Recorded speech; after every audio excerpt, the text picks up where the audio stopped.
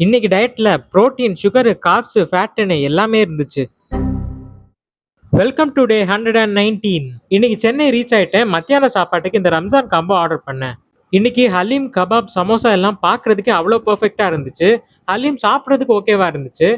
மீதி எல்லாம் நல்லா இருந்துச்சு. ஈவினிங் ஃப்ரெண்டோட மேரேஜ் ரிசப்ஷனுக்கு போயிருந்தேன். அங்க ஜூஸஸ்லாம் வச்சிருந்தாங்க. வாட்டர்மெலன் ஜூஸும் கிரேப் ஜூஸும் இருந்துச்சு. நான் ஒரு கப் கிரேப் ஜூஸ் மட்டும் குடிச்சேன்.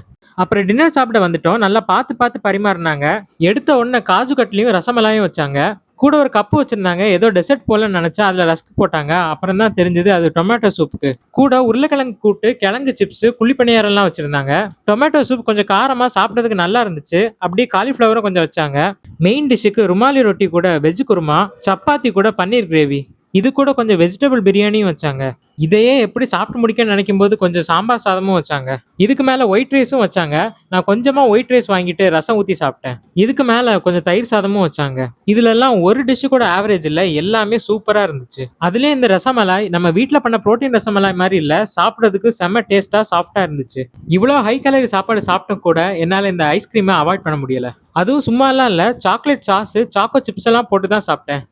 இன்னைக்கு லஞ்ச்ல இருந்தே ஹை கேலரியா தான் சாப்பிட்டுருக்கோம். இதுல சுகர் ஐட்டம், ஸ்வீட்ஸ்னு நிறையவே சாப்பிட்டோம். அதுலயும் இன்னைக்கு சாப்பிட்ட டின்னருக்கு எல்லாம் கேலரி டெபிசிட் சான்ஸே இல்ல. மீண்டும் சந்திப்போம்.